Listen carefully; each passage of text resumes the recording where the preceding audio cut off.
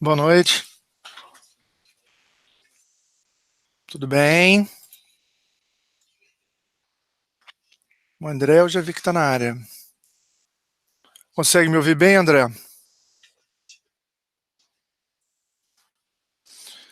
Eu pedi pro pessoal aqui fazer silêncio e ficaram chateados comigo. Estão sussurrando agora aqui um com o outro.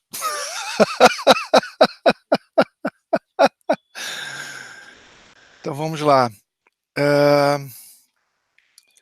A ideia hoje é eu mostrar um pouco sobre testes automatizados e mostrar a importância disso, né? Para a otimização do fluxo, ou seja, é importante sabermos o quanto antes temos problema no software que estamos desenvolvendo. Deixa eu tirar aqui o WhatsApp, porque a minha esposa já mandou uma mensagem e depois eu resolvo com ela. Vou fechar também aqui o Skype para não me atrapalhar.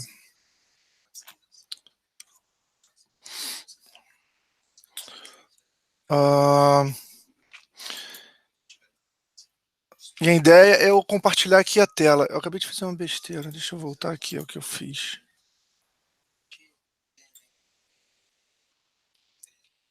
Tá, pronto. Abri novamente o chat aqui para eu poder ver. Olha, a ideia também é, fica à vontade, pode perguntar quando for. Eu volto e meia, eu vou dar uma olhada no chat e responder perguntas. Ok? Tá, deixa eu compartilhar a tela.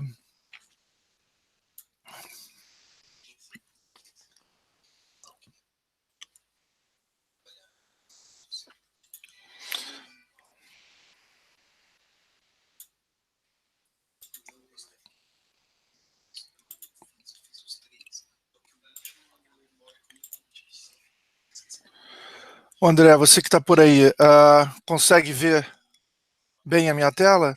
É que eu compartilhei o desktop. A ideia é que todas as aplicações sejam visíveis mesmo. Eu não lembro exatamente quem na último webinar falou sobre o tamanho da fonte, então eu aumentei aqui no browser, no VS Code e no terminal.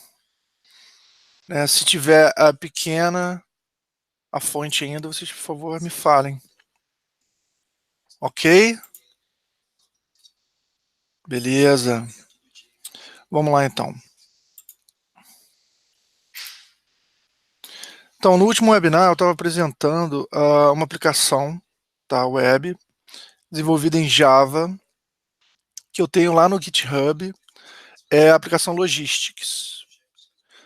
André, você estava no último webinar, você viu essa aplicação, a explicação desse sistema? Estou esperando aí a sua mensagem. Tem um delayzinho aí de 10 a 15 segundos.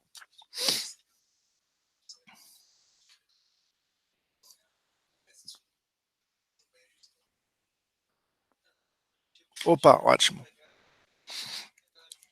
Então vamos começar a partir do repositório aqui. Eu dei uma evoluída, tá? Coloquei inclusive uma imagem aqui para explicar melhor como as coisas acontecem. Descrevi também como é o pipeline, tá? Eu coloquei aqui a sequência, expliquei o que é cada passo, tá? Esse pipeline do Travis CI, a ideia é eu mostrar num próximo webinar como que seria no Jenkins, tá bom? Se vocês derem uma olhada aqui nos arquivos, tem aqui já um Jenkins file. Vocês podem ter uma palhinha dos passos que são feitos lá também. A ideia é fazer da mesma forma que o Travis CI faz, tá?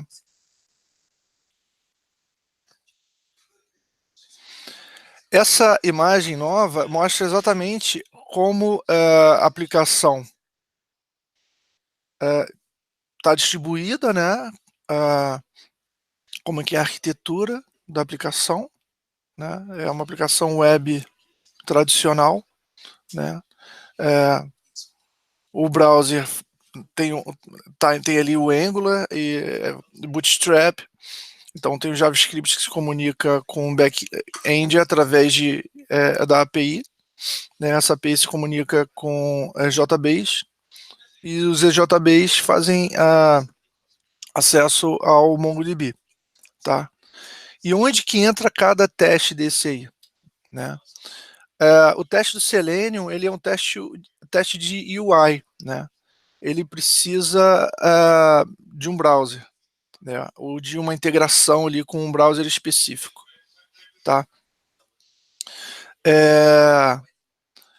Esse tipo de teste é muito sujeito a falhas, né? Quanto mais o teste tá à esquerda, ele é mais sujeito a falhas aí, né? Eu digo sujeito a falha no sentido que ele pode ser mais facilmente quebrável, porque quanto mais à esquerda, mais componentes de mais componentes ele depende, né? Mas assim, o que se costuma muito usar são testes mesmo de interface, porque testam a solução como um todo, né? Mas a ideia é que hajam cada vez mais testes unitários do que testes integrados. Eu tenho aqui, inclusive, uma imagem, existe uma pirâmide, a pirâmide normalmente ela parece invertida. Esse artigo aqui ele está lá no site do Martin Fowler, que fala justamente disso. Tá? Se vocês quiserem, vocês dão uma olhada depois. Tá? Os testes unitários são mais lentos, né? Eles precisam de mais integração. Né? E normalmente o que se recomenda é que vocês tenham menos. Né? Os testes integrados que ficam no meio da pirâmide são os de serviços, né? Como os serviços de API, né? E os testes unitários que se recomenda que tenham mais, que se eles são mais isolados, né? Conseguem garantir que uma funcionalidade, né? Um pedaço até menor dela, né? Um método específico de uma classe qualquer tem o comportamento esperado e com certeza eles são mais fáceis de executar. Tá? Eu só fiz esse parênteses para poder mostrar essa pirâmide, que é uma recomendação. Mas o que a gente costuma ver muito são testes mesmo de UI, né? Testes que utilizam um browser e que exigem que a aplicação toda esteja num ambiente rodando, os componentes dela estejam todos no ar. Né? Eu vou mostrar também depois um pouco dos testes unitários. Tá? Mas eu dei uma passada aqui só para mostrar onde que atuam esses testes integrados específicos. Qual a diferença de teste unitário e teste integrado? Né? Isso é um pouco controverso, muitas pessoas divergem com relação a essa diferença, e eu penso de uma maneira bem simples. Né? Teste unitário é aquele teste que você não depende de nada, nenhum componente externo. Você não depende de base de dados, você não depende de internet, você não depende de nada externo à aplicação, ao código que ali está desenvolvido. Né? E assim, a gente pode simular uma base de dados, a gente pode simular um serviço da internet. Né? Fazendo o quê? Fazendo mocks. Né? Eu considero, muita gente não considera, mas eu considero teste unitário quando a gente utiliza mocks.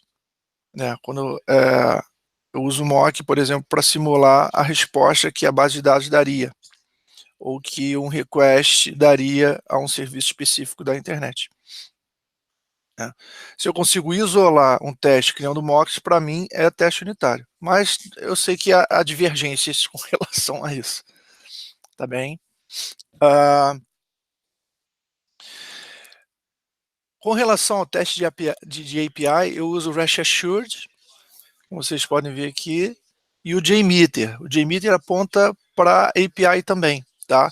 Só que vocês estão vendo aqui, tem um bonequinho para cada teste. No caso do JMeter, eu simulo, na verdade, 50 usuários testando ao mesmo tempo a aplicação, no ponto a partir da API. Tá? E o Arquillian, ele não vê a API. Né? O Arquillian, ele testa a partir do EJB. Né? Ele precisa de um Audifly rodando e de um MongoDB. Ele precisa de menos componentes. Né? O REST Assured JMeter precisa do componente de API, EJB e MongoDB. E o Selenium já precisa né, da integração com o browser, API, EJB e MongoDB. Né? Qual o objetivo dos testes? Eu saber o quanto antes, eu ser alarmado, eu ser avisado o quanto antes que houve algum erro, né, que a minha aplicação não está válida, não atende os requisitos de qualidade pré-definidos. Né? Se eu sei disso quanto antes, eu otimizo o fluxo, não fico sabendo lá na frente, não fico esperando que o time de QA me diga isso, ou que abra um ticket informando sobre um erro que identificou na aplicação. Né? Assim eu consigo otimizar melhor o fluxo. Né? É importante, tá, que haja uma colaboração entre os times, né? Time de Dev, Ops e principalmente de QA. Por quê? Porque a cada funcionalidade de novos testes vão precisar ser feitos. E o time de QA sabe bem o que a funcionalidade precisa fazer e os testes que precisam ser elaborados, precisam ser realizados para validar aquela funcionalidade. Então, essa integração é fundamental. Né? A semana passada eu estive conversando, eu esqueci o nome da menina, ela é uma das dinamizadoras do núcleo de QA. Né? E falei que haveria esse webinar, eu não sei se ela está participando. Se estiver por aí, avisa. Tá? É muito importante ter mesmo essa integração entre os núcleos, né, daqui da UBI, justamente para promover essa troca de conhecimento. Tá? Eu cheguei a fazer, mandar essa mensagem no Slack lá no canal de QA do Slack, né, sobre qualidade é papel de todos. Né? Na verdade, é isso mesmo. Né? Qualidade não é só a responsabilidade do time de QA. Qualidade é nossa responsabilidade também, como desenvolvedores, enfim, quem trabalha na infraestrutura, quem trabalha no deployment, todo time tem qualidade como um dos seus principais papéis. Então, não tem como fugir disso. Ok? Como na semana passada, eu vou mostrar esses testes sendo rodados aqui, localmente, tá? Assim como rodam lá no Travis CI. E como rodariam em qualquer lugar. Tá? Então, vamos primeiro aqui, Arquillian, ok?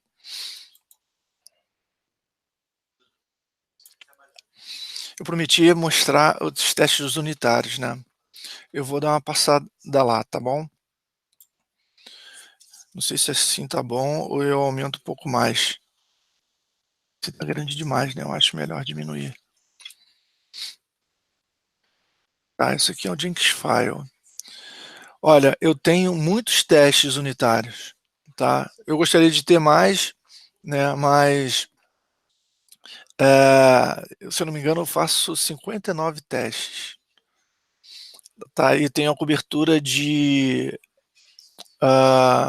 50% mais ou menos. Então, isso a gente pode ver aqui, olha. Eu vou lá no Sonar Cloud para ver as últimas estatísticas da análise estática de código. Então, como eu havia dito, eu tenho 59 testes unitários, eu tenho aproximadamente 50% de cobertura de teste unitário. Né? Esse percentual pode variar de assim, varia, né, de projeto a projeto. Estou falando o que coloca como a ser alcançado, né, o que você pré-define como target, né. Se eu não me engano, o SonarQube ele define lá no Quality Gate um percentual de 80% como o desejado para cobertura de teste unitário. Para você ver que aqui eu não estou atingindo esse patamar, mas isso pode ser ajustado no SonarQube. Então, se todos entenderem que 47,7% está bom, ok, tá? Ou não, né? Vai depender muito de como se entende a importância disso, o quão satisfatório se entende que é a cobertura, tá? Eu até me perdi um pouquinho. Eu ia mostrar os testes unitários. Então, para que serve teste unitário, né? Eu vejo muitos desenvolvedores com certa dificuldade de desenvolver testes unitários. Eu, assim, vejo uma importância enorme, tá? Por quê?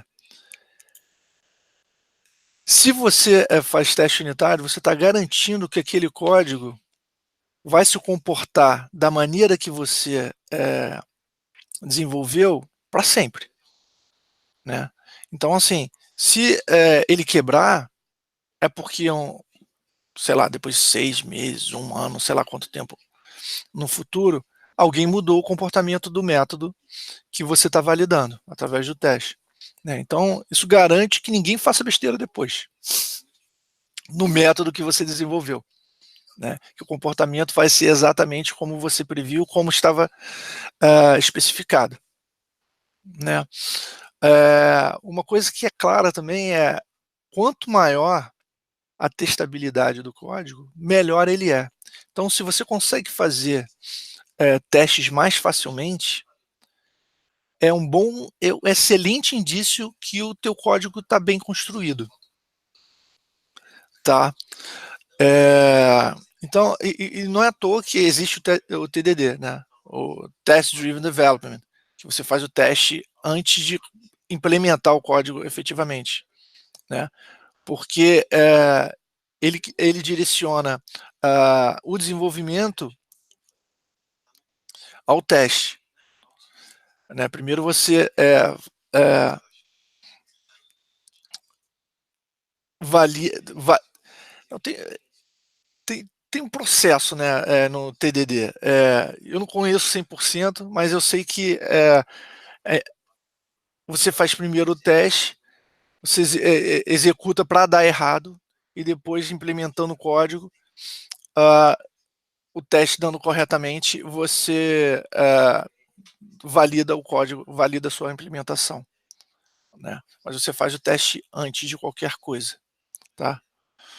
Se tiver mais gente aí que conhece bem de TDD e eu falei alguma besteira, eu fico à vontade para falar também, porque eu não sou expert no assunto de TDD não, tá? Eu nunca trabalhei nesse processo, tá? O que eu conheço são os fundamentos que eu conheço de leitura de artigos, enfim, de amigos que já trabalharam nessa metodologia, tá bem? Então, o teste aqui, assim, é para ser muito simples, né? Teste unitário, e é para executar rapidamente, tá? Teste unitário, ele testa cada método das classes que eu implementei, né? Se a gente for lá no SonarQube, o interessante é que ele mostra exatamente qual a linha que está coberta por teste unitário. Por exemplo, aqui.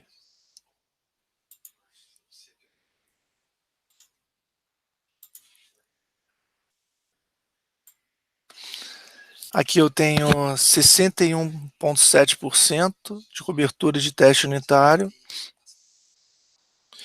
A linha que está em verde aqui é porque tem teste passando nela, a vermelha que não. Né? O interessante é quando há ifs, né? Se não está testando todas as condições, ele aparece assim, né? Ele está parcialmente coberto. Na verdade, são de 4 condições possíveis, 2 estão sendo testadas. Né? Estou aproveitando para mostrar um pouco do SonarQube também. Ok? Tá. Agora, novamente lá no Rest Assured. Minto, no Arquillian. Tá? O Arquillian, ele é para teste de EJB. Né? Vou mostrar aqui o código. Os testes integrados todos que eu faço seguem uma sequência. Eu tinha falado isso no webinar passado também. Né? Aqui eu tenho apenas uma classe. Tá? A sequência simula, né, as funcionalidades que uma pessoa teria usando a aplicação. Né? Todas essas ferramentas de teste, o Arquillian também ele se integra ao JUnit. Então, no final das contas, essa classe aqui é uma classe JUnit, tá, que roda com o Arquillian. Ok? Tá. Essa anotação aqui é justamente para seguir a sequência de métodos na ordem ascendente, né? Então, o teste A executa antes do teste B, que executa antes do teste C, e segue essa sequência. Tá? No caso do Arquillian, ele precisa disso aqui. O que é isso? Né? É um empacotamento do OR para ele poder fazer o deploy numa instância do Wildfly remota. Tá? Então, quando ele começa a rodar, ele primeiro faz o deploy e depois roda os testes de cada método lá. Tá? Então, qual é a sequência que eu uso para todos os testes integrados? Primeiro eu crio o mapa, ok? Eu tenho até aqui em cima o nome do mapa e tudo mais. O que eu procuro fazer, né? Como os testes integrados todos rodam concorrentemente, né? Estão rodando de forma paralela, para eu evitar, né, que um teste atrapalhe o outro, eu uso nomes de mapas diferentes. Então, no teste feito pelo Arquillian, eu crio um mapa com esse nome, ok? Com relação aos lugares, às rotas, não. Aí tudo bem, eu posso ter os mesmos nomes. É importante apenas para mim diferenciar o nome do mapa. Tá? Uma vez feito o deploy, os testes começam a ser executados. Então, teste de criação do mapa, um teste que checa se o mapa realmente existe, o mapa é inserido previamente, né, no passo anterior. Ele faz um teste também, né, da constraint de nome do mapa, então não posso criar mais de um mapa com o mesmo nome. Esse teste aqui faz isso. Tá? Eu tenho teste de criação de rotas, eu crio várias rotas. Tá? Eu tenho um outro teste aqui que faz, que testa, né, também o nome da rota, da mesma forma que eu não posso criar um mapa com o mesmo nome, eu também posso criar rota com o mesmo nome dentro de um mapa. Né? Eu removo a última rota inserida. Desculpa, teve um problema. Eu removo a última rota inserida. Eu faço o teste, né? Oh meu Deus, está dando problema aqui de novo. Eu faço o principal teste, que é o teste da funcionalidade que encontra a melhor rota, né? Não podemos esquecer que é uma aplicação de logística. E, por fim, remove o mapa. Tá? Então, eu faço vários testes aqui, eu nem contei, mas faço 1, 2, 3, 4, 5, 6, 7, 8 testes, né? Seguindo a sequência que um usuário faria. Tá? Então, vamos rodar esse teste aqui, local.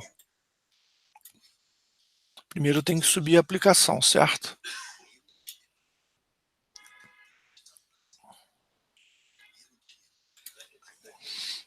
Tá? Aqui explica como roda, tá? É importante no README sempre colocar esse tipo de informação, tá? Vamos para cá. A primeira coisa que eu preciso fazer aqui é subir a aplicação, tá? No repositório do Logistics, tem lá um Docker Compose.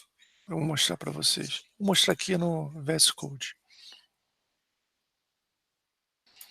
Docker Compose. Tá, ele é bem simples, né? Ele tem a aplicação definida e ele tem o MongoDB. Quando eu subo o ambiente Docker, ele sobe então a aplicação e sobe o MongoDB. Tão simples quanto isso. Tá? E é isso que eu vou fazer agora. Tá? Então, em Logistics, aqui eu vou dar um Docker Compose App Detached.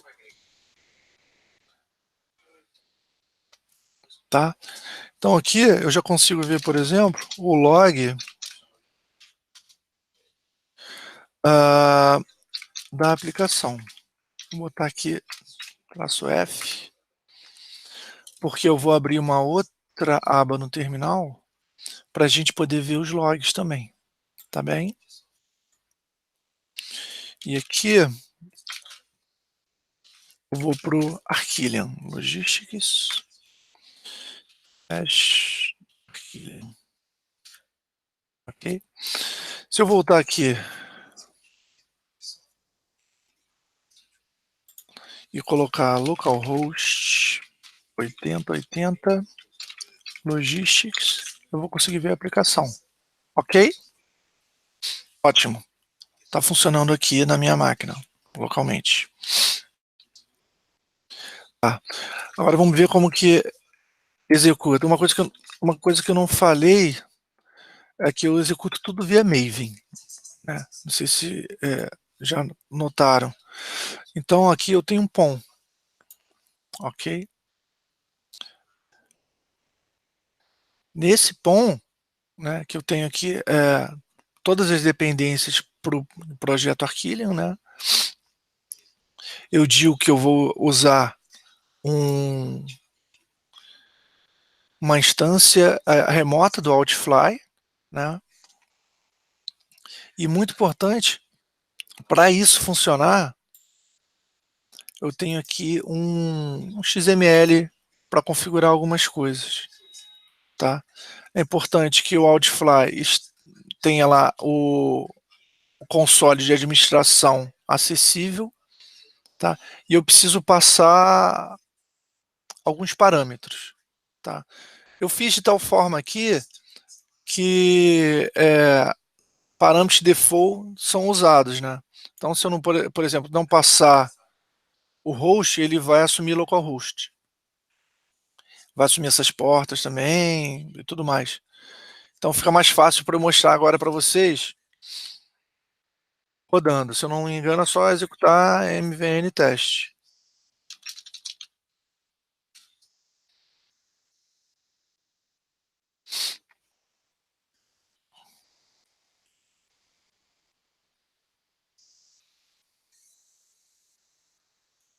É isso, rodou. Tão simples quanto isso. Tá? Se a gente for dar uma olhada aqui, no log da aplicação, a gente vai ver um stack trace. Provavelmente é por conta dos testes das constraints que eu faço, dos testes das regras de negócio, né? Por exemplo, eu faço o teste da rota já existente. Aqui ele responde claramente que a rota já existe. Ele lança uma JB exception, né? Então, ok, está funcionando de acordo. Eu vou subir mais um pouquinho aqui também no log para mostrar uma coisa interessante. Eu vou mostrar o deploy. Ele tem o deploy e o undeploy. Olha, aqui você consegue ver o deploy do war que foi gerado lá na classe do JUnit para o Arquillian. Então, se vocês forem ver aqui, nesse momento aqui,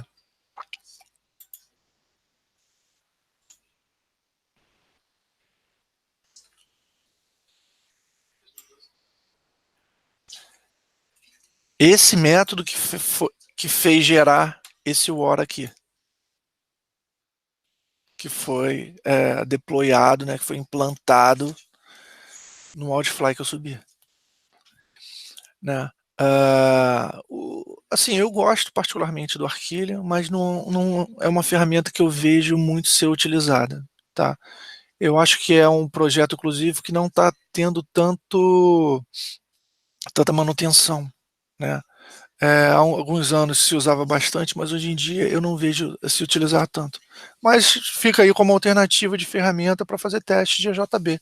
EJB, inclusive, se diminuiu muito o uso, né, de uns anos para cá. Muitos desenvolvedores, muitos projetos, aplicações foram para o Spring, e então aquela aplicação Java EE tradicional ficou meio de lado. Tá? Vou dar uma olhadinha aqui para ver se tem alguma. Não tem. André, só você que está aí? Será que tem mais alguém? Mas fica à vontade, pergunta o que for. Tá bem? Vamos lá. Então a gente passou por o teste. Vamos passar para outro agora, tá bem? Acho que a gente pode ir agora para o teste do Rest Assured.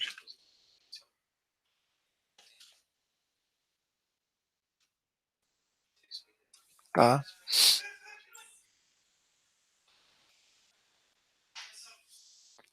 O Rest Assured é bem interessante. Tá? Eu particularmente gosto dele e para mim me parece que tem mais uso, né, do que o Arquillian. Né? É uma excelente ferramenta para se testar realmente o protocolo, né, definido por uma API específica.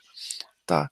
Então, se vocês forem dar uma olhada aqui no código-fonte, né, eu tenho, na verdade, duas classes. São classes JUnit também, que se integram com a ferramenta.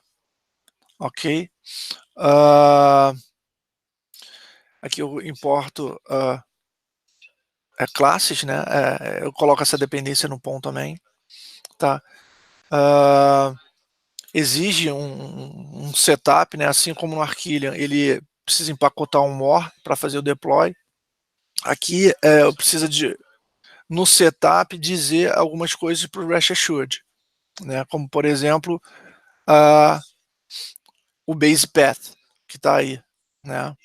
E outros parâmetros que eu passo, como o host e a porta, para ele utilizar. Tá? Eu faço a sequência de testes como no Arquillian e qualquer outro teste integrado. Eu simulo o usuário executando, né, todas as funcionalidades da mesma forma. Mas se vocês forem ver aqui, ele segue mais ou menos aquela anotação, né? Given, when, then, né? Dado um contexto, então eu executo uma operação e tenho resultado específico, né? Esse é o básico de teste, né? Eu tenho dado uma entrada, eu tenho uma operação e espero uma determinada saída, espero um determinado comportamento, né? Só que eu faço isso para validar o protocolo de comunicação, né, do front com o back-end, através da API. Então, na API eu tenho lá vários contratos que eu preciso validar através de um REST Assured, tem como alternativa também o Swagger, enfim. Eu sigo também aqui a mesma sequência, né? Assim como o JavaScript faz, né?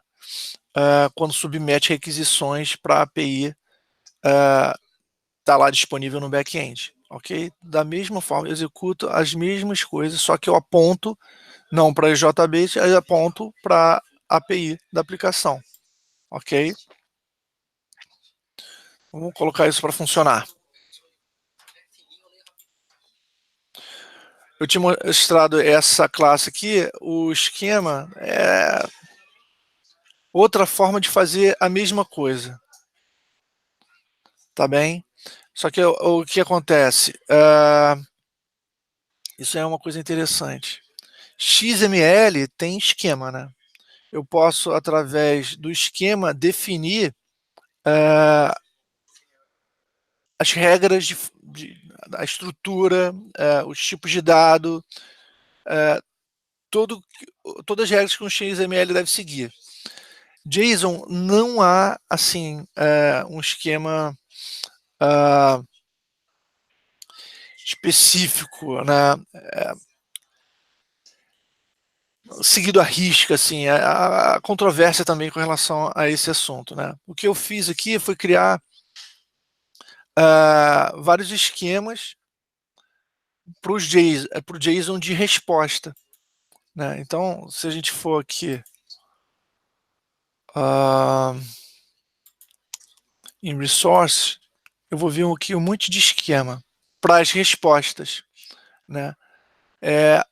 Então, o JSON de resposta, ele precisa seguir esses esquemas que eu aqui pré-defini, né?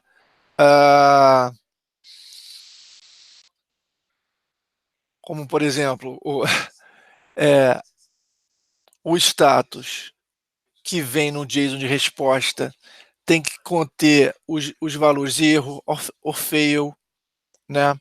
A mensagem tem que ser do tipo string, entendeu? Então, esse tipo de esquema descreve como o JSON de retorno precisa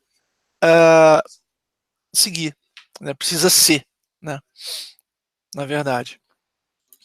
Então, assim, é um bom exemplo de como que pode se fazer teste, mas nesse caso se baseando em esquemas de JSON, né? Vamos colocar isso para rodar.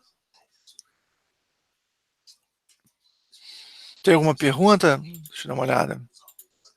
Não, vamos lá. Então vou vir aqui para o terminal novamente. Vou colocar aqui para rodar. Olha, voltando, foi feito um deploy do war pelo Arquilium. Mas agora eu vou pro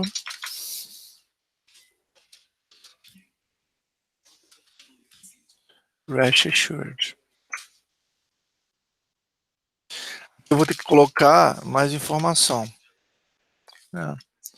Se eu não me engano, aqui, tem que formar o host, tem que formar a porta.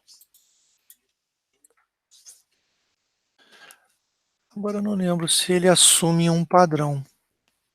Eu vou testar. No funcional já sabemos o que é.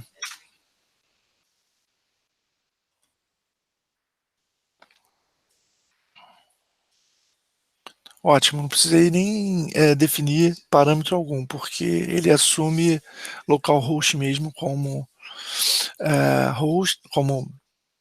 host padrão e 8080 como porta padrão. Enfim, aqui, executou bonitinho. Uma coisa que eu não mostrei ainda, né? Eu tenho aqui o resultado dos testes, né? Deixa eu dar uma olhada.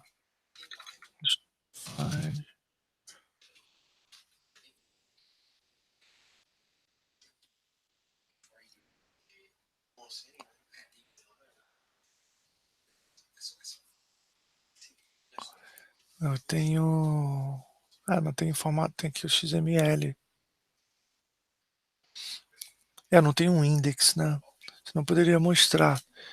É só os testes unitários que eu consigo mostrar no browser o resultado. Mas vamos lá. Então, da mesma forma que eu consegui executar localmente os testes do Arquilium, tem aqui os testes do Rest Assured. Aqui é a mesma coisa. O log mostra também o erro de quando a rota já existia.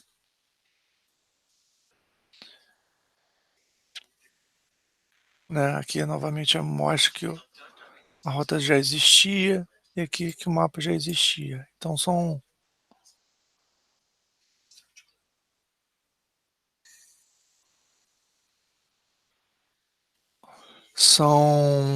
validações que eu faço da regra de negócio que precisa ser seguida. Tá? Então, mais um teste feito. Tá? E agora a gente vai passar para o teste do JMeter. Tá? O teste de JMeter é mais interessante, esse aqui é um teste de carga. Né? E vamos abrir aqui o desktop do JMeter. Só um instante. Deixa eu ir para a pasta do projeto.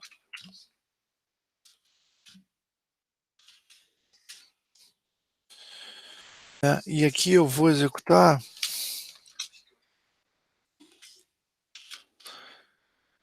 a console do JMeter, né? JMeter. Tá? Visualmente é interessante para poder entender o que está sendo feito. Né? Vou abrir o test plan. Não sei se está dando para ver bem. Será que eu consigo aumentar? Não consigo aumentar. Queria poder aumentar aqui. Tá. Tá bem pequenininho, né? Mas enfim. Aqui eu coloco alguns parâmetros, tá? Eu passo por parâmetro também o host e a porta, que tem lá a aplicação logísticas disponível. Né? No caso, eu estou rodando localmente, tá? O thread group é importante porque aqui é que eu defino quantos usuários eu vou simular executando, no caso são 50. E uma coisa interessante, eles repetem as mesmas operações, aquela sequência, 100 vezes. Tá? E a diferença para começar o trabalho, vamos dizer assim, entre um usuário e outro é de 1 segundo apenas. Ok? Então, da mesma forma, ele cria um mapa, testa a criação do mesmo mapa, né? Vai dar erro, a gente já sabe. Adiciona a rota para o mapa, tá? E depois adiciona mais rotas. Né? Aqui ele usa até um arquivo CSV, porque são 3 rotas. Né? Então, nesse passo são criadas aquelas 3 rotas que os outros testes também criam. Né? Depois eu adiciono a mesma rota, mesma sequência, tá? Removo a última rota, testo a funcionalidade de melhor rota e removo o mapa. Isso eu faço simulando 50 usuários, 100 vezes cada um. Né? Então é um teste mesmo de carga, poderia aumentar esses valores, mas o que eu achei interessante aqui para se poder ter uma ideia do que seria um teste de carga. Né? Inclusive, isso está sendo executado de um lugar apenas, né? Está executado da minha máquina, poderia estar sendo executado de lugares diferentes ao mesmo tempo, né? E aí o teste seria bem mais forte, né? Vamos dizer assim, tá? Então, deixa eu fechar. E vamos executar. Aqui não vai ter jeito. Aqui ó, só MVN teste não funciona.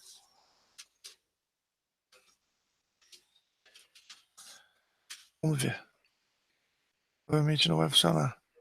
Ele deu build success, mas não rodou nada. Eu vou ter que mesmo rodar isso aqui.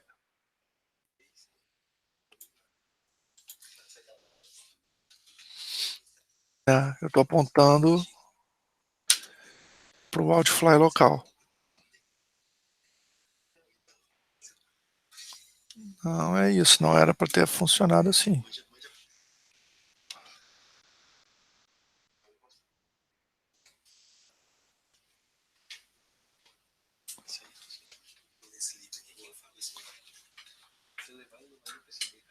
O que eu estou fazendo de errado?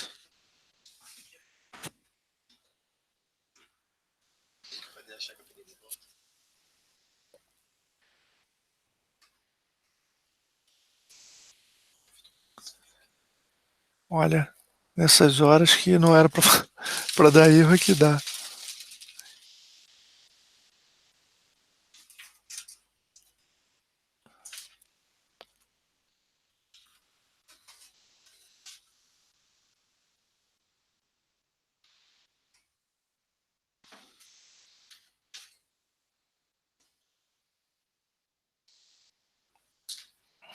Bem, isso aí não estava previsto. É uma droga quando isso acontece.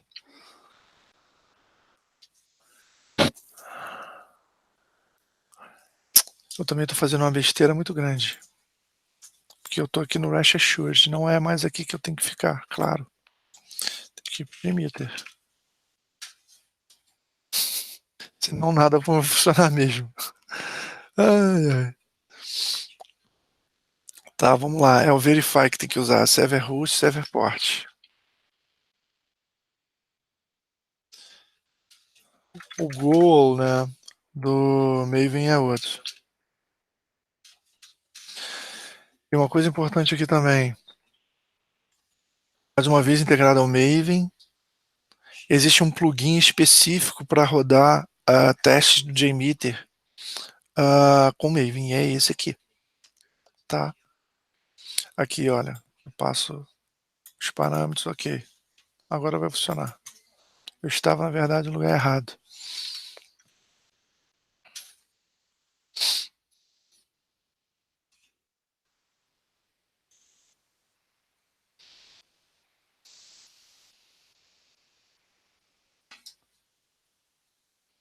Ele é um pouquinho mais lento, com certeza, do que os outros. Mas como pode ser, você vê aqui, olha, que bom que pelo menos erro ainda não tem nenhum, né? Olha, começa com 50, são 50 threads, 50 usuários, né? Executando várias operações ao mesmo tempo. É interessante esse teste porque ele gera um report bem completo no final, né? E pode ser, inclusive, deployado para algum lugar, né? E fica de fácil acesso, né? Porque é um report web, né?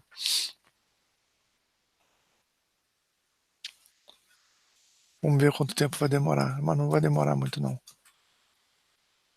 Enquanto isso, ó, se a gente for aqui, dar um refresh, vai ver que tem um monte de coisa lá, ó. Um monte de mapa. 45. Se tem 45, os 5 já foram excluídos, né? Fazer um outro refresh. Não, na verdade não haviam sido criados todos ainda. Está suportando bem. Olha, já chegou ao fim. E agora está gerando o resultado. Que eu vou abrir. Vou chegar aqui, sign, logistics, JMeter, target, JMeter, results, não é isso. Reports. Esse aqui é o de hoje. Ótimo. Então aqui a gente consegue ver. Ai meu Deus, abriu no lugar errado.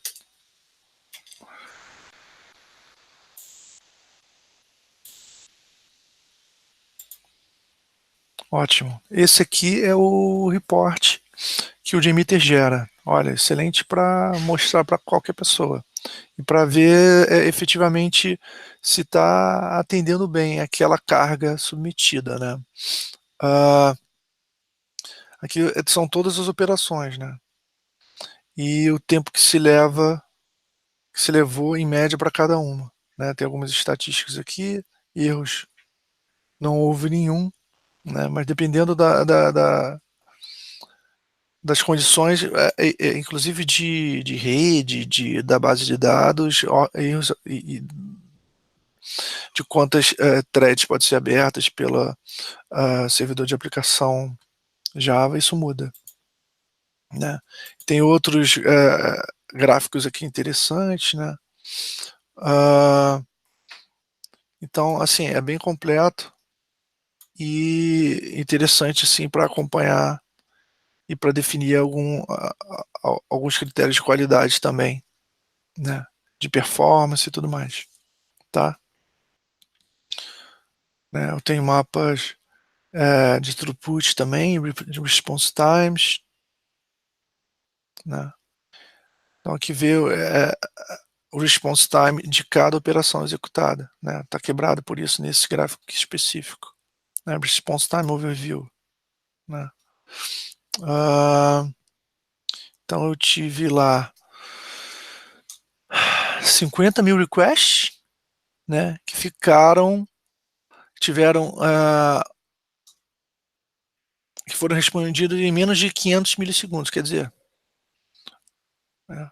tá um tempo bom de resposta dos requests. Bem discutível também, né? Eu entendo como sendo bom, mas depende muito do seu critério, né? Depende de quão exigente você é com sua aplicação. Vamos lá. Então, eu já passei aqui por 3 ferramentas de teste, rodei todas elas localmente. Faltou a última. E deixa eu fechar aqui, porque vai ser melhor depois para aparecer, né? Porque agora eu vou para a última, que é do Selenium, que vai aqui precisar do browser. Eu estou usando o Firefox, tá? Para esse teste específico. Inclusive lá no Travis CI também. Então vou mudar aqui para Selenium. Selenium é uma ferramenta muito, mas muito utilizada mesmo.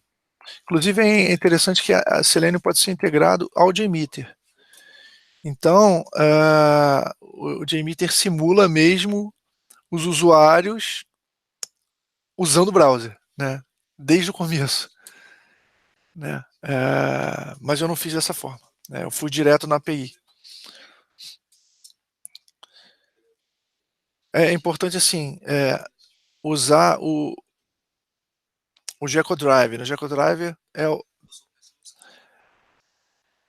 bem, é o que faz o Selenium se integrar com o Firefox, né? O Mozilla Firefox. Existem outros drivers para o Selenium se integrar com o Chrome, por exemplo, né? Ou outro browser qualquer.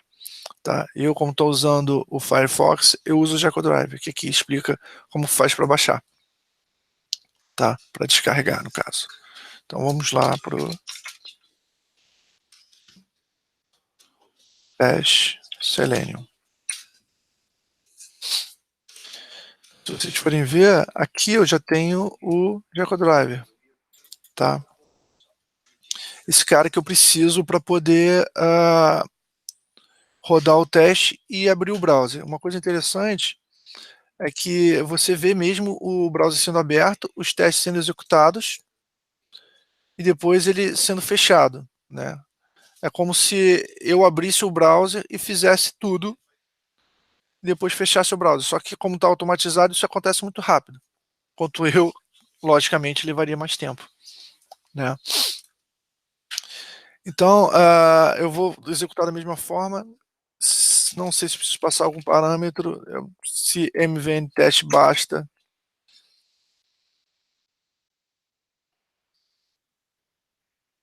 Olha lá. Olha que legal. Pronto. executei o teste. Ô André, você conseguiu ver o browser abrindo e fechando? Espero a sua resposta. Porque é uma dúvida que eu tinha, se ia realmente abrir e fechar, e se daria para ver. Se você não viu, eu posso rodar novamente, e aí você me diz se foi possível mesmo ver ou não.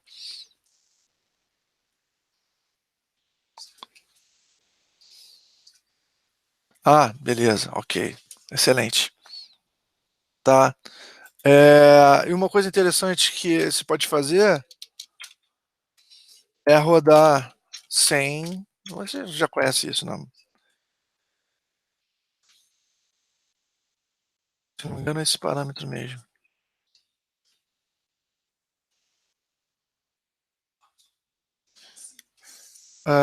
Headless True. É rodar sem abrir o browser, de forma headless.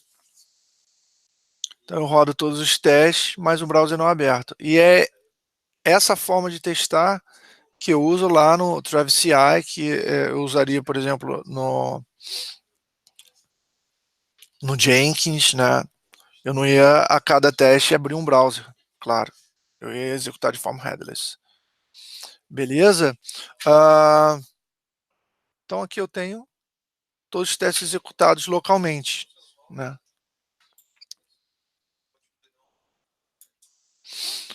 O que eu posso fazer agora? Eu posso mostrar, já me adiantar o próximo webinário, que meio que acabou o que eu estava prevendo fazer, né? Que é mostrar a execução dos testes integrados com essas ferramentas localmente, né? O que eu posso fazer é mostrar como que rodaria no Jenkins o build, assim como que eu mostrei na semana passada rodando o Travis CI, eu posso mostrar como que roda no Jenkins o build, esse pipeline. Agora é o seguinte, não vai rodar os testes ainda, não chegamos nesse ponto, mas a ideia é que rode da mesma forma que lá no Travis CI os testes de forma paralela, tá? O que você acha, André? Acho que é só você que está na área. Pode ser?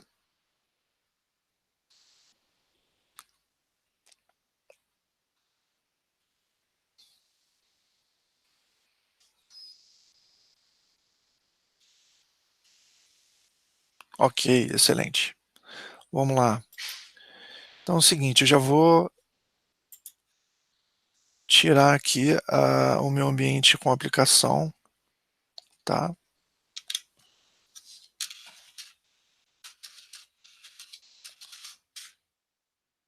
Não tem mais aplicação, não tem mais base de dados MongoDB. Tá, eu só vou dar uma limpeza nos volumes, não sei nem se vai ter alguma coisa também. Limpou lá alguma coisa. Ok. Agora eu preciso subir o meu Jenkins. Eu tenho um projeto também lá no GitHub com. Vou mostrar aqui rapidamente.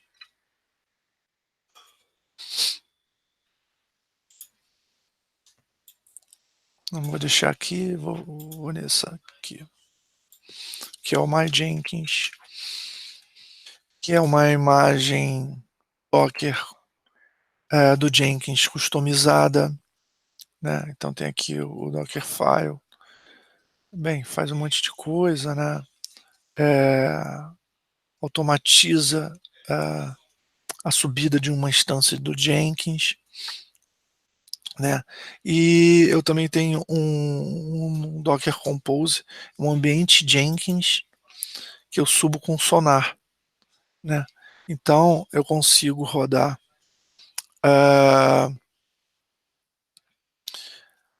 o Jenkins integrado já com Sonar subindo através do Docker Compose. Tá? E é isso que eu vou fazer agora. Assim como eu subi anteriormente a aplicação junto com o MongoDB, agora eu vou subir o Jenkins com o SonarQube.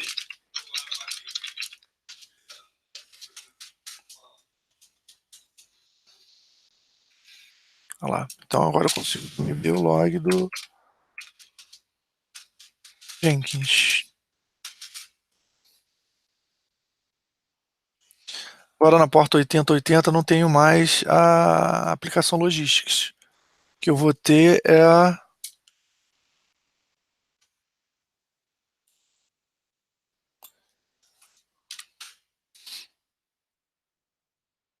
o Jenkins subindo.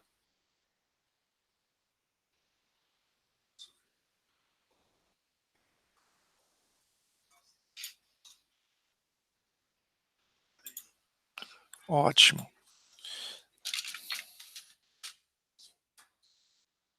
Eu preciso fazer mais uma coisa que é o seguinte.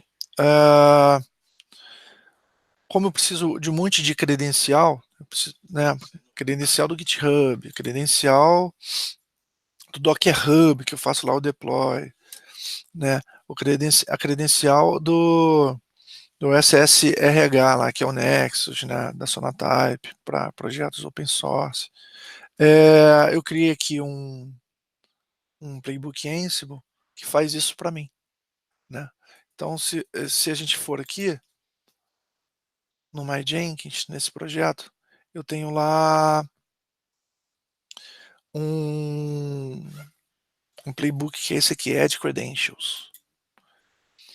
Olha, eu não sei se você sabe, André, se você conhece o Ansible. O Ansible é um software de gerência de configuração, né? Eu adoro o Ansible, sim, e considero ele um canivete suíço. Ele serve para muitas coisas diferentes. E ele ajuda muito para esse tipo de coisa, por exemplo, né? Nesse caso aqui, eu executo um script, né, Groovy, né, porque Jenkins entende só Groovy, para criar as minhas credenciais, né? Uh, eu vou executar agora esse playbook para poder ter lá as credenciais que eu preciso para pipeline lá da aplicação logística ser executada, ok? Então, se eu chegar aqui, sair do log, Ansible, playbook, eu tenho lá add credentials.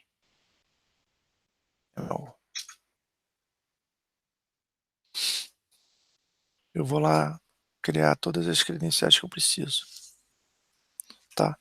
Então, se a gente voltar aqui para o Jenkins e for nas credenciais, tem lá as credenciais que eu preciso para o GitHub, para o Docker Hub, para o SSRH e a credencial que eu preciso também fazer o deploy da aplicação Logistics lá no meu domínio, né, no servidor onde que eu tenho a aplicação disponibilizada, tá? Então eu vou criar um job específico, tá?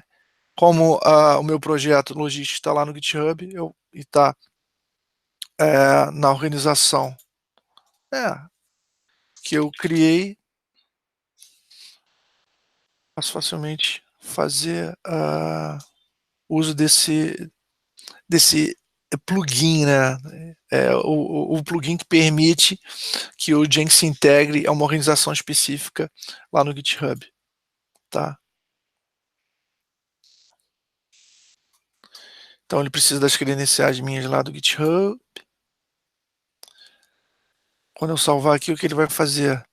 Ele vai lá no GitHub, ver todos os repositórios, todos os projetos que eu tenho embaixo dessa organização que é Sign Consulting, vai identificar que eu tenho um Jenkins file lá na aplicação Logistics, no projeto da aplicação Logistics, e vai executar.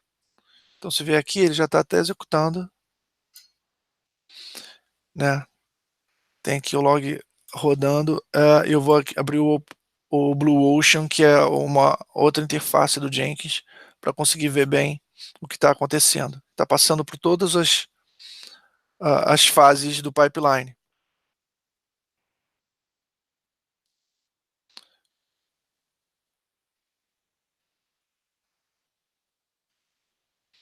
No primeiro momento, executa faz o checkout, claro, do repositório inteiro, depois faz a compilação, faz empacotamento, faz todos os testes unitários, depois faz análise estática do código, né, joga o resultado no SonarQube, não só no Sonar Cloud, né, mas no SonarQube, que subiu junto com o Jenkins, né. Depois faz o deploy dos artefatos Java, né, do ER, do WAR, do JAR, lá no OSSR, que é o repositório Sonatype Nexus, que aí sim fica é um serviço que fica online, né, que a Sonatype mantém.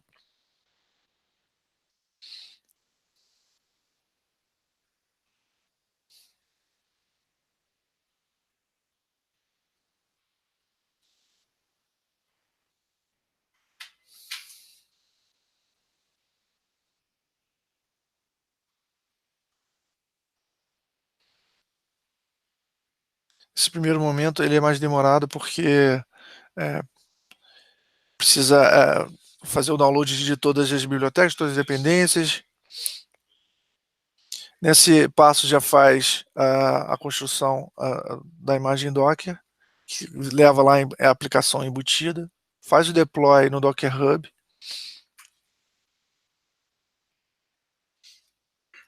e também faz o deploy do EAR no Outfly, que está lá no servidor da sign.com.br. E por fim, guarda os artefatos, né?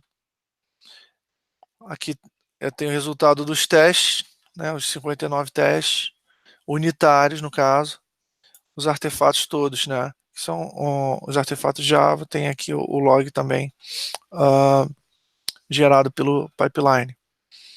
Tá? Uma coisa que eu posso mostrar é justamente o Jenkins file, que está aqui. Esse Jenkins file aqui que foi executado pelo Jenkins, nesse momento, né? Então, como eu falei, tem uma etapa inicial, que faz o checkout e define também a referência para o Maven que eu vou usar nos passos seguintes, né?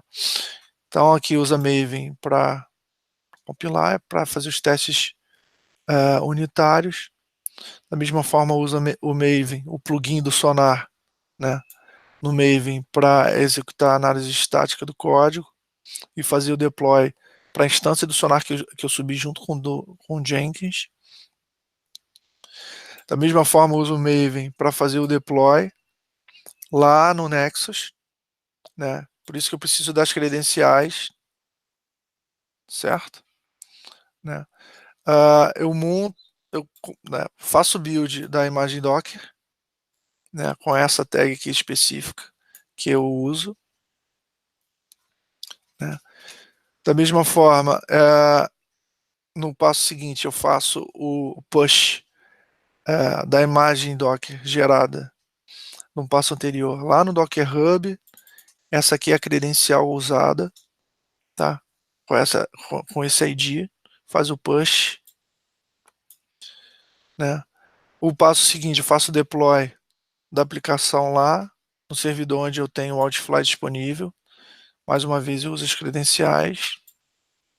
Isso aqui é um plugin específico para se fazer SSH, né? Com SSH put eu consigo colocar o ER lá no diretório de deployment do Outfly, onde ocorre o hot deploy. No final das contas, eu tenho aqui como resultado os testes unitários, né, o resultado dos testes unitários feitos e os artefatos gerados. Né? O que eu vou fazer no próximo momento, que eu vou mostrar também para vocês. Mesma forma que lá no Travis CI, os testes são ativados após o build, eu vou fazer aqui, mas eu vou fazer aqui de forma paralela. Então, aqueles quatro testes vão ser feitos de forma paralela e descritos aqui mesmo por esse Jenkins file. Tá? E no momento posterior, a gente vai subir, não vai mais usar a instância aqui nesse servidor, a gente vai subir uma instância num cloud provider específico, na AWS ou na Azure, vai subir uma VM lá, vai subir a aplicação lá e vai apontar todos os testes para a nova VM, não para essa VM não para essa instância que está nesse servidor, ok? Esses são os próximos passos. Beleza? Enfim, é muita informação. Tomara que eu tenha assim, atingido o objetivo, atingido as expectativas. Se tiver alguma dúvida, André, acho que é só você que está por aí mesmo. Fica à vontade, quem tiver mais também, acena, né, dá sinal de vida. E eu agradeço, cara. Docker para Windows. Olha, eu desconheço que exista isso. Não, bem, vamos lá, deixa eu explicar, tá? Docker funciona no Windows, tá? Mas você no Windows consegue subir imagens Docker de distribuições Linux, né? Eu desconheço a imagem Docker com sistema operacional Windows, entendeu? Eu só conheço imagens Docker com sistema operacional Linux, beleza? Mas no Windows é possível instalar o Docker e subir lá imagens com sistema operacional Linux, né? Falo imagens, né? Mas na verdade a imagem é como se fosse a classe e o container é a instância. Então eu estou usando o nome imagem, mas na verdade o que o Docker faz é subir containers a partir de imagens, né? Instanciar imagens. Então são containers que rodam. Beleza? Eu posso explicar mais detalhadamente Docker, né? Docker para Windows. Se quiserem, eu posso assim preparar algo mais específico para Docker. O que eu tenho feito assim, mostrado várias ferramentas distintas. Não estou entrando no detalhe com profundidade de cada uma, mas eu posso fazer isso tranquilamente também, tá bom? Beleza? Respondi ou não?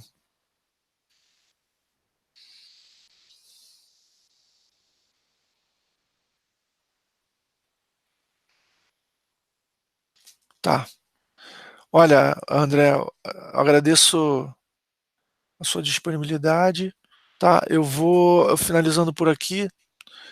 Ninguém mais é, falou nada, então assim, né, acho que ninguém mais tem dúvida. Se tiverem por aí mesmo, tá? Um abraço então, beleza? Deixa eu voltar aqui, vou parar de compartilhar a tela.